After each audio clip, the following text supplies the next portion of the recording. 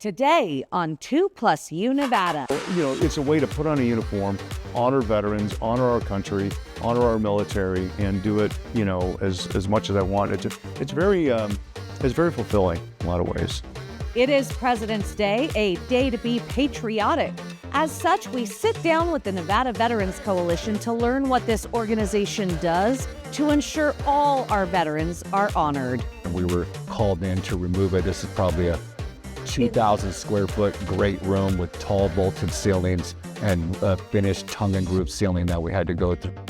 The amazing story of one of Reno's well-known homes and bringing it back to life. We look at the before and after in this restoration project. We've embedded an auxetic textile in the garment, which allows it to grow in its width and length. So you can see here the width. And I absolutely love this story. Imagine clothes that grow along with your kids. We go inside the startup and look at the technology bringing outer space into your kids' closets. You're watching 2+U Nevada. It's home. Put everything back in your house the way you like it. With community and family. And this really is a family affair. It's local food. I got garlic in mine, capers. It's health and wellness. Plus, but we don't have these, and we could be using them. With plenty of entertainment. 2+U Nevada, brought to you by 911 Restoration. Thank you for joining us for this edition of 2+U Nevada. I'm Sarah Johns, your host. I'm telling you now, get ready. Now, I'm no weather expert, but apparently the storm heading our way is something to prepare for. And when I say prepare, get ready for that 5:30 in the morning call or text tomorrow telling us that school will either be delayed or canceled. Now, I'm only saying this in the sincere hopes that by my putting those words out there, it'll jinx it and our kids will go to school at the appropriate and predetermined time.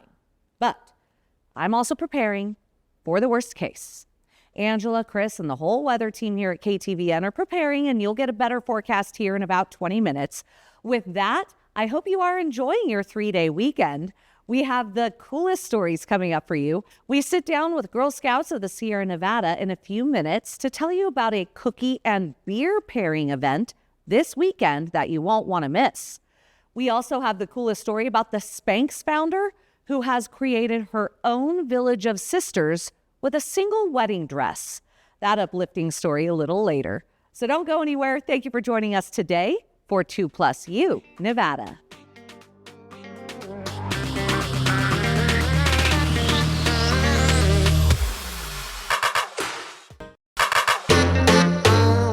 You are watching 2+U Nevada, and I'm very excited to have a dear friend, Rich Crombie, joining us this afternoon to talk about the Nevada Veterans Coalition. And Rich, I had no idea that you were a part of this, but I am just so intrigued and appreciative of what this organization does. Well, thank you. And, you know, and we're glad to be on. And the idea is just to educate folks what the coalition's about. So talk to us about it. This has been around decades. Well, it's been around since 1992 when they opened the new cemetery out in Fernley. At the time it was new back in 1992. So it's the Northern Nevada Veterans Memorial Cemetery, one of 2 state cemeteries. We have the one here in Fernley and then the one down south in Boulder City.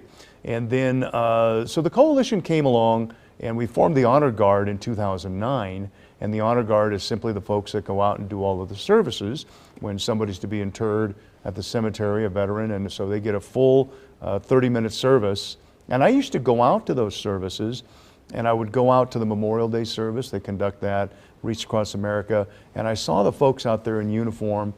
And of course, I'm a former Navy guy, and you know, I said, I got to be a part of that. I just want to do something to, you know, I can't serve back in the Navy. Don't know that I'd want to now at my age, you know, but still, you know, it's a way to put on a uniform, honor veterans, honor our country, honor our military, and do it, you know, as much as I want. It's very fulfilling in a lot of ways. Yeah. And this is a 501c3? This is a nonprofit? Total nonprofit. We run completely and solely on donations, whether we get them from, we do have some corporate donors. Once in a while we'll send us a check, but a lot of times it comes from the families.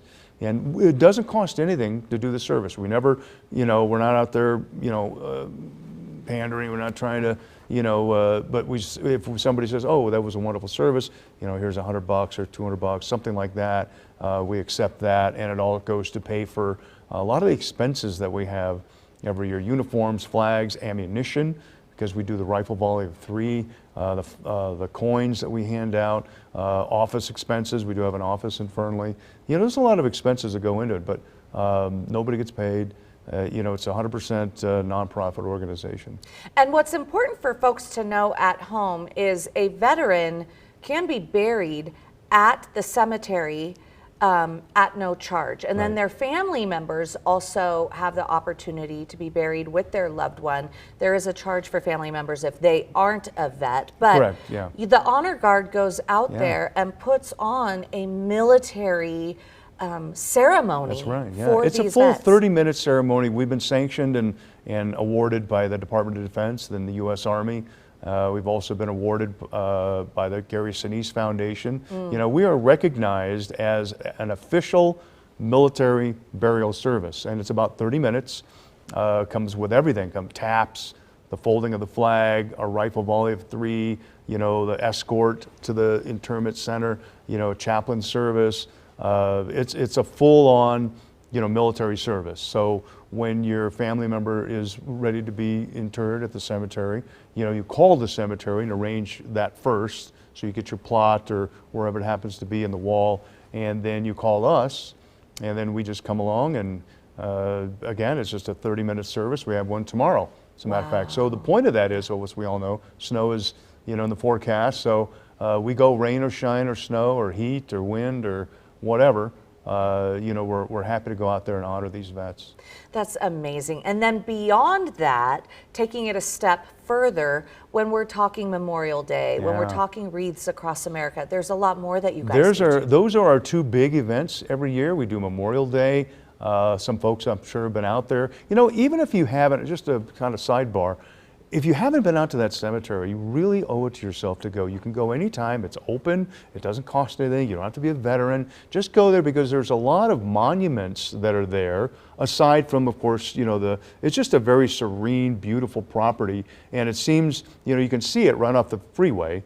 It's the second exit in Fernley, exit 48. You look off to the left, and you got all the sagebrush and the brown, and then suddenly there's this oasis of green trees and green grass, and that's the cemetery. But the point is, there's a lot of wonderful monuments there: Marine Corps monument, World War II monument. There's even a submarine monument, Vietnam, of course. There's so many of these out there. You can just take a stroll around the grounds. And a lot of people say, when they go to Washington, D.C., they love the monuments. You can do that here in Fernley. I'm granted we don't have the giant ones like they do, but it's our little corner of the world, and it's just something that you can see. And it's our people. And it's us. Yeah, it's exactly. It's honoring ones. yes. Yeah. So when people go out there for Memorial Day, we usually get a couple thousand people. We're always honored to have the governor coming out, or senators once in a while, depending on where they're at. We do a lot of dignitaries will come out, a lot of military groups, veterans groups, but even we've seen, and we see a lot of kids, high schoolers, that want to come out and learn, and it's always, I MC the event, so I'm looking out at the crowd and I see 5-year-olds and 8-year-olds and 10-year-olds, and they want to know, what is this about? Like, whether they had somebody buried there or not, what it's like to serve in the military. Why do we have these grounds here for these people? Why are we gathering on this day to do this? Because guess what? It's not about a barbecue or a furniture sale. Memorial Day is about honoring these veterans that are buried here, and there's over 14,000. So Memorial Day and then Wreaths Across America is something we do in December. This year it'll be on December 17th. Typically it's the second Saturday of the month, for whatever, they decided to do the third, but it's a national movement, the Wreaths Across America. So every single cemetery, 4,500, last year they laid over 3 million wreaths. Wow. Of which 8,600 of them were out in Fernley, and they get together and we honor our veterans during the holidays. So we have a little bit of time left, and with that amount of time, it takes volunteers to put these flags up and to put these wreaths out. So if you're wanting to recognize our vets. We encourage anybody. You do not have to be a veteran. Anybody can do it. You just have to love your country, love your military, want to honor vets. We give you the uniform, we give you training, we show you what to do. It's easy to do. You don't even have to commit a lot of time. Our website, if I can put it out there, is nnvc.org, nnvc.org. You can go on there, read about everything that we're about, and find out how to volunteer. Well, Rich, thank you so much thank for you. joining us this afternoon, and we really appreciate Absolutely. what you're doing to honor and recognize our veterans. Well, thanks for the opportunity. Yep. You're watching 2+ Nevada.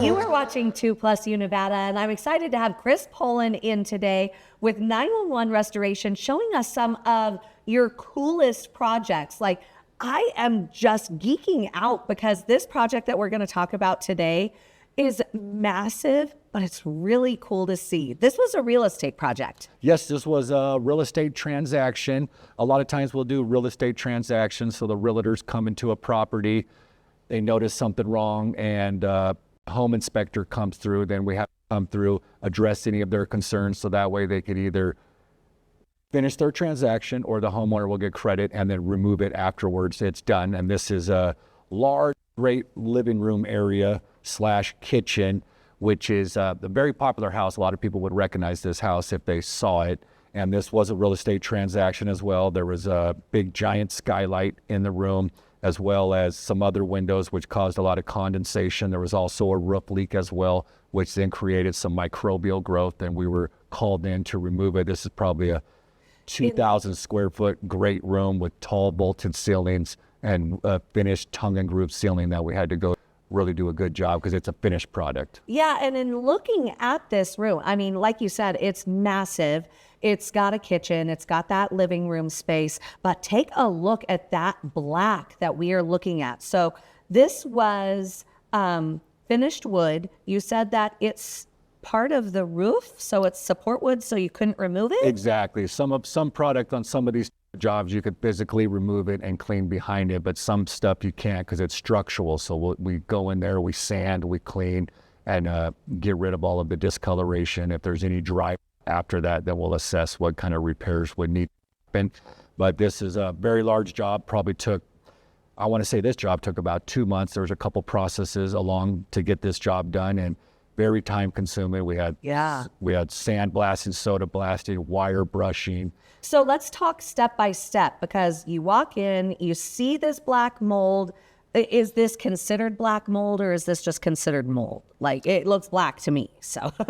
Yeah, I mean, there's so many different types of mold. So supposedly there's millions of different types of mold, but so the we won't color of address this what one, kind. the color of this one is black, which people, always hear about black mold, but I don't know necessarily if they associate black mold with Stachybotrys, but I don't know exactly if this was what they call the black mold, but yeah. So you walk in and you see this mold in this wood. So phase one is you guys then protect all the appliances because there was a kitchen part. So we've got a picture of the fridges that are being protected, and you protect, it looks like the floor is protected as well, right?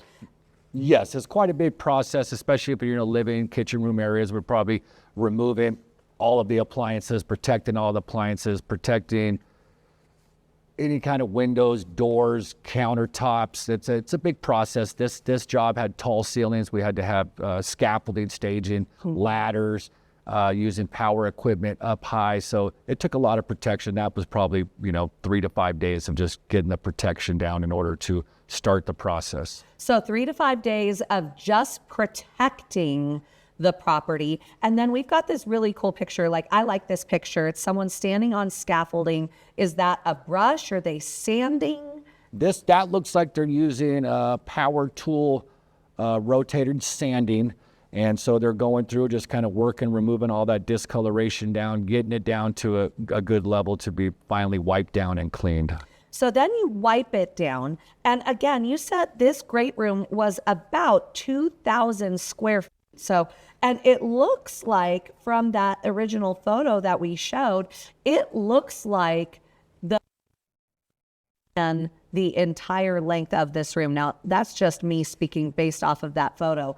I love this picture of the person standing up on the scaffolding. And see a before and after. On the left side of the image, you're seeing that gray, blackish, obvious some sort of mold there. And then on the right side in front of his body, you can see how clean that wood is. How do you then tell after this process of sanding and using tools, how can you tell that this wood is then safe? Well, we call in a hygienist. First of all, it's a visual. We go through, we sand everything to make sure it visually looks good. We go through HEPA vacuum and everything, so it's a real high particulate filter for the vacuum to get all the little mold spores and any kind of dust.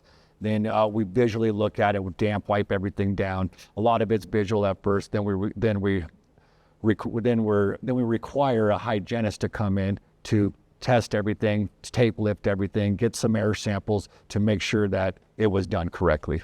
Well, and I have to say, you provided some photos of the end process where you don't see any mold at all. And it's just remarkable to see the difference. And like you said, this is a home that people know, that you would recognize if you drive by it. And to see it restored is super cool. It's just a testament to the process. It wasn't a short-term process. Like, this is something that now people can live in this home and be confident that they're living in a safe home. Absolutely. It's a very high-end home, and we're proud to work on that home, and we're glad the new homeowners can be safe in there and live in there and enjoy their new home.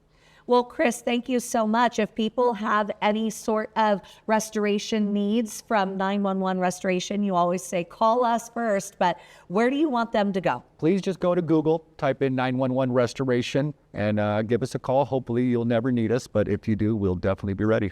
Chris, thanks for joining us this Sarah. afternoon. You're watching 2+U Nevada.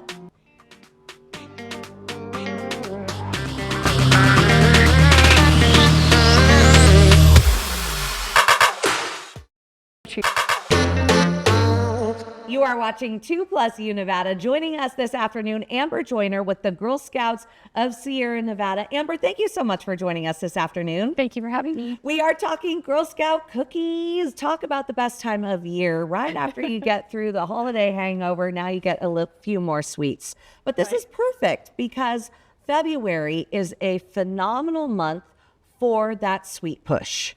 Absolutely. And I would say, although we sell them in February, you can freeze them. They last for over a year in the freezer. I still have some in my freezer from last year, and I think you can enjoy them whenever you'd like, but we do start selling them in February. We have amazing community partners who are doing Girl Scout inspired events. So we have, for example, MF International is a restaurant in Sparks. They are doing a cookie inspired shake all month so that you can go in and have a shake there. I love that. What flavor is the shake? Do we know? I think it might vary. I'm not sure, actually. I'll have to go get one. This is my first day. Oh, yes, that's right. Yes. That's great. Okay, but what I also love is that Girl Scouts Sierra Nevada is really thinking outside the box when it comes to cookie sales and creating these fun weekend events. And this Sunday, you are pairing cookies with Kegs. That sounds fun. That's right. That's right. We're grateful to Pine Ridge Tavern over in Somerset. They have agreed to have an event for us this Sunday, the 22nd, from 4 to 6 p.m. And we sell tickets ahead of time online, but also at the door for a few dollars more. But they are going to be pairing their brews, their kegs, with Girl Scout cookies. And we've had some very successful events like this in the past where you get to be an adult and go enjoy time with your friends, your work colleagues, your family members, maybe date night, and enjoy some cookies with also some delicious beer. Well, this just sounds perfect, right? Like, what a fun event, what a fun evening. And then the Girl Scouts will be there as well selling. I believe so. In the past, we have had girls selling at the events. Yes. Okay, and this year with the cookies, there's a new flavor.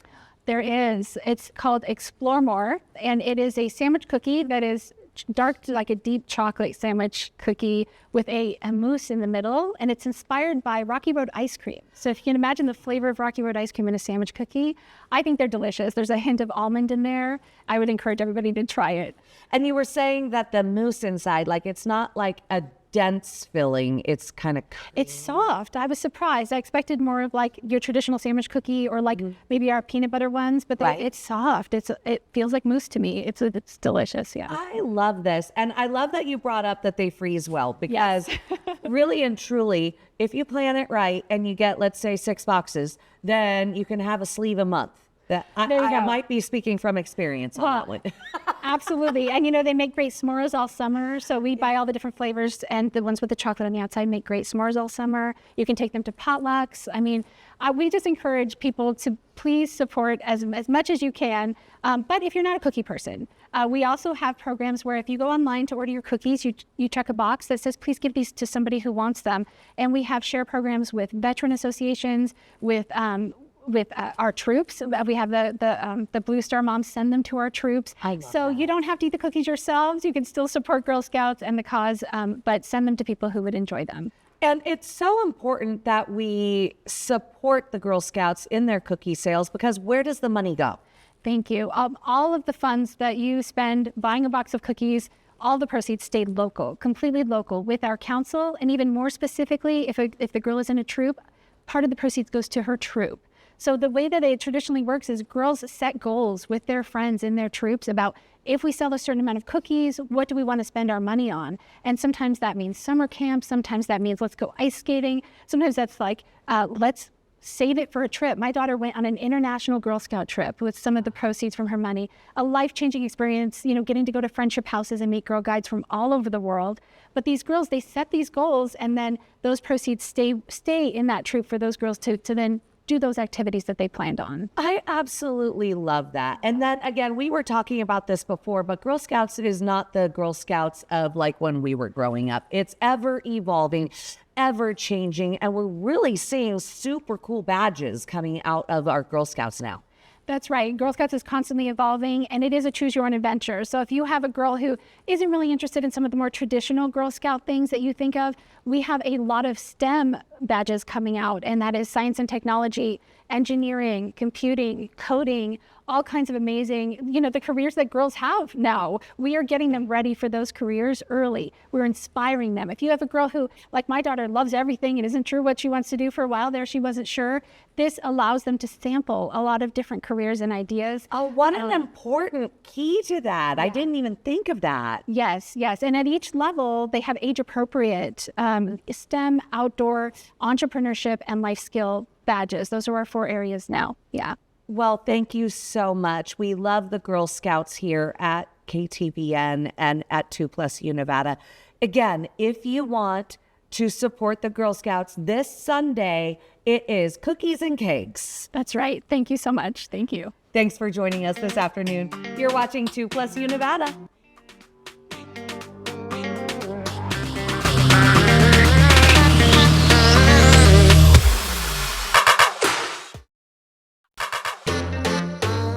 A 6-year-old Girl Scout from Pittsburgh is breaking records with her viral campaign to sell cookies. Hi, my name is Pim. Do you want to buy some Girl Scout cookies? Pim Neal's endearing sales pitch has sold more than 100,000 boxes of Girl Scout cookies, a season record. Pim has wanted to be a Girl Scout since she was 3 years old, but her family had trouble finding a troop suitable for her special needs. After already setting records, she's looking to sell even more cookies. We got asked along the way, well, haven't you sold enough boxes? Isn't that enough? My favorite response was, do you think they told Michael Phelps that he swam enough laps? Pim is now going for an even bigger record, the most career cookies ever sold, which is 18,000 boxes. Now to another story of a kiddo exceeding expectations. One Minnesota family celebrated Valentine's Day over the weekend and what is National Organ Donor Day by celebrating their infant son. Born with a congenital heart defect, he's now recovering from the first partial heart transplant on an infant. Morgan Wolf reports. Boop. Laughter it's already starting. Is the heartbeat of this home. You want to give him a pink one? Ooh, pink. With 2 under 2. Hi. The Stavrikas are busy. Very nice, silly. Busier than what Mom Roxanne expected when she became pregnant with her second Lennox. It was almost a 2-hour-long ultrasound. And then you meet with the doctor after the ultrasound, and then that's when she came in and she's like, so your baby has a congenital heart defect. So what he has is called detransposition of the main arteries. Essentially, his body was pulling and pushing oxygenated blood to the wrong places. He was born August 20th. Doctors saw that there were more complications to his heart than expected. Dr. Sinha called it and said, let's bring this to the team and see what our other options are. It's new, but it's going to become more and more popular. After 59 days, Dusty and Roxanne were told that doctors at M Health Fairview Masonic Children's Hospital found a donor match. Lennox then had the first infant partial heart transplant in Minnesota and the upper Midwest. But as it gets more popular, I think we're going to hit the same ceiling like we have hit with heart transplants. And there are a lot more kids who need it, but we can't do more because that's the number of donors that are available. They're hoping it's the new standard. One tiny heart made more whole. The greatest day. As another family's heart was broken. Our greatest day didn't come without pain for another family, so we're just so thankful for them. We appreciate them saving our baby. Throughout Lennox's recovery, the family noticed a change in their 2-year-old, DeLuca. He actually didn't have his birthmark right away. This birthmark in the shape of a heart started to show up months after DeLuca was born on Valentine's Day, a day recognized also as National Donor Day. Were you born with an extra heart for Lennox? Since Lennox had surgery, DeLuca's birthmark started to fade. And it's like almost like one of our children was born with the love and healing that our other guy was going to need. Oh. Was Mama crying? Was Mama crying talking about you? I'm just so proud of you. As laughter lifts the hearts in this home, This is left, left, left, and this love is right, is the one that sustains it. Big ol' hug, kisses, good night. Truly an amazing story. And as we know, kids seem to grow out of clothes almost as soon as you buy them, which is why this next story is just fascinating. London-based Pity Plea is designing and building its own solution to the age-old issue.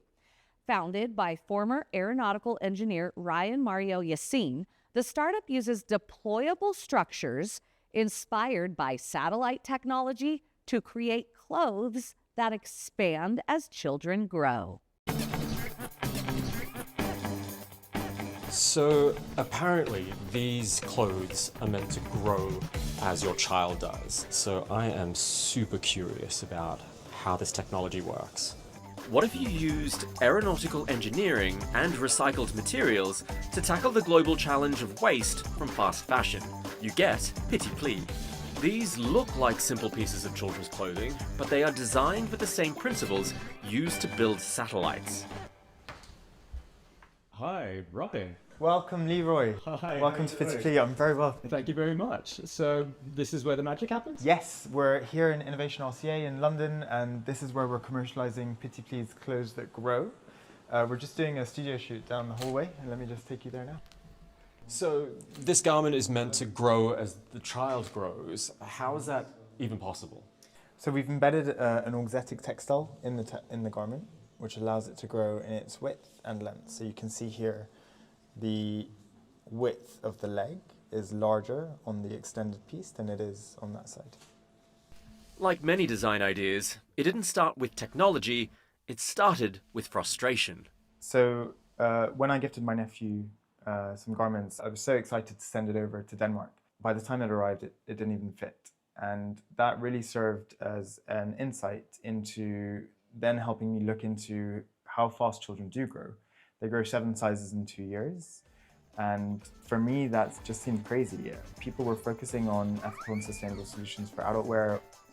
It boils down to one super simple metric, which is every year in the UK, about 200 million items of children's wear go to waste every single year.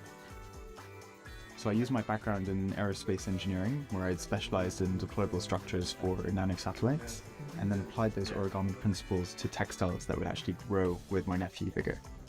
In space, those structures have to unfold perfectly. On Earth, Ryan wondered, why couldn't clothes do the same? And with an orgzetic behavior, you can have something which, as the child is growing in length, you can start to accommodate for the growth in the circumference of their limbs and torso, and you can actually have something that follows their pattern of growth. Petit Pli doesn't claim to fix fast fashion, but it does challenge one of its assumptions, that growth has to mean constant consumption and also waste. Even if it's just one garment replacing 7 and still other garments are bought around that. But at least that this can actually reduce that consumption substantially. Now that's what I'm talking about. Stay with us. You're watching 2+U Nevada.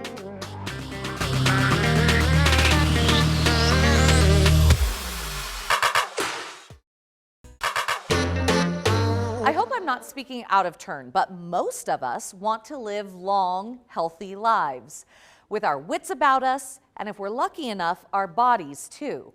Which is why this next story is so cool.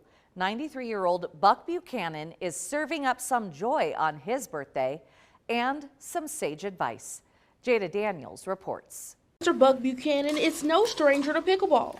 And while today may be his 93rd birthday, he's not slowing down. I tell all my family, my friends, you got to keep your wheels on you. You got to keep your wheels on you. Once you can't get around, you're really going to go downhill in a handbasket. His love of the sport stems from competing in the Senior Olympics for badminton. And after a knee replacement, he wanted to find a way to get back on the court, but this time in a different way. Now he's sharing that love with City Heights Methodist Church, teaching anyone who wants to learn. Able to continue, hold a pretty good crowd here at City Heights, and really been proud of the outreach program that we've provided for people here in the community. Yeah. And with over 25 years of experience, he says not only does this give him a reason to keep going, but he's seen the sport save others. Other people have problems. I had one guy that lost his wife and was ready to commit suicide. He was so depressed. He read in the paper this article about pickleball, and his curiosity drove him to finding out more about it. When I met him three months later, he was one happy soul. He says staying active has been the key to his long life, and he believes there's a bigger purpose into why he's still able to step on the court. I've been on the edge all my life. I've been thrown off of a horse 5 times trying to break it. I've wrecked 3 motorcycles, 2 Cushman scooters, and a VW. And I was lucky to live through any of it. The Lord has got me here for a reason, but I know I'm bringing an awful lot of joy to a lot of people over the past 25 years. Meanwhile, you know you've lived a good life when an entire community comes together to say thank you to their mailman. I'd be remiss if I didn't give a huge shout out to the roughly 340,000 mail carriers of the U.S. Postal Service. They make a commitment to show up no matter the weather. Steve Hartman introduces us to one man who goes far beyond what's expected. We'll be right back.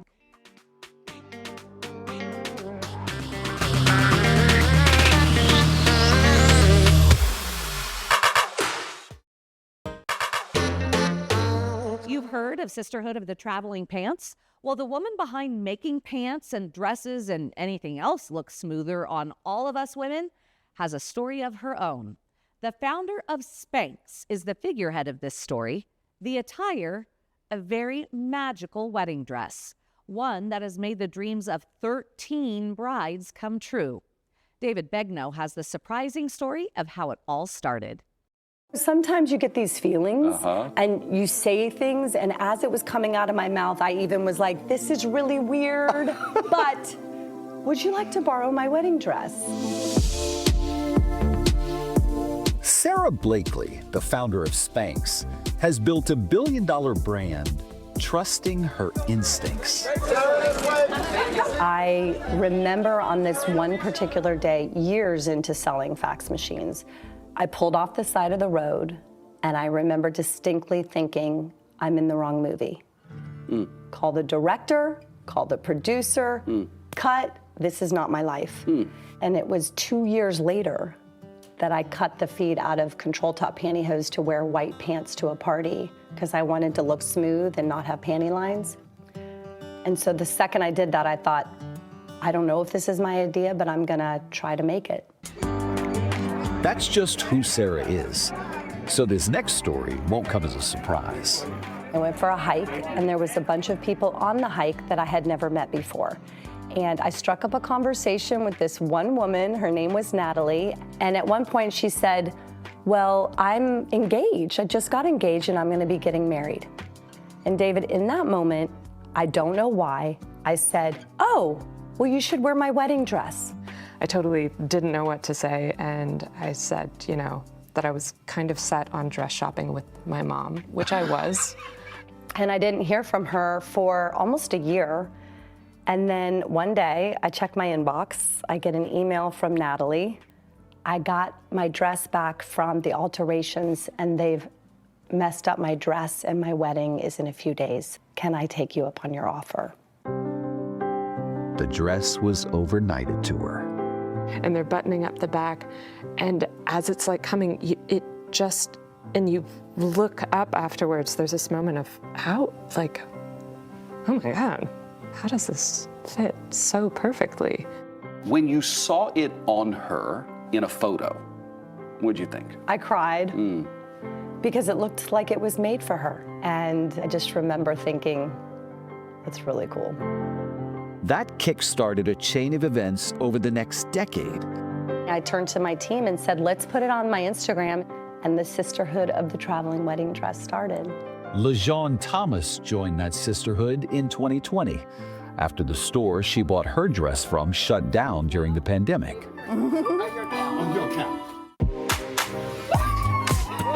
13 brides have worn the same dress. It was clean, repaired, passed along, and has never been altered. What started as a spontaneous offer has ended up bringing strangers together. Hi, guys. Oh, my gosh. 10 years later, Sarah and Natalie are finally meeting again. Oh, good to see you. And for LaJean, it's the first time. So great to meet you finally. Here we are, the sisters of the dress.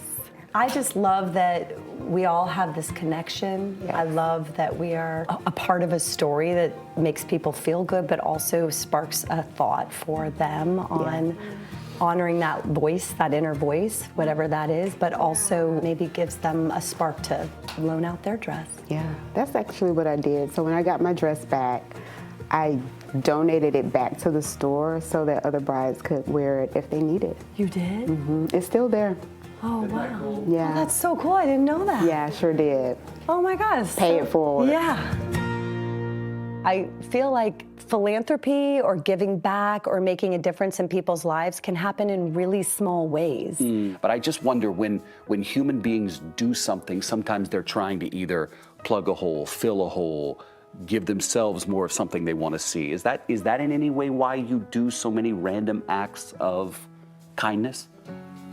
Have you thought about that? I think that stems from like seeing my mom and my grandmother's lack of options and having that kind of quiet pain growing up. Okay. Feeling that for them. Okay. And thinking about like how I could just help women and support women.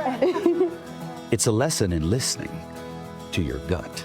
Something's coming to me, and it is lean into the weird moments. Totally. Lean into what feels weird. Totally. Like just lean into it. What do you have to lose? Yeah. You got nothing to lose. Yeah. This is what I would love everyone to know. The weird stuff and the things that feel embarrassing, they make the best stories. Amen. And that's how you truly connect with other people. Stay with us. We'll be right back.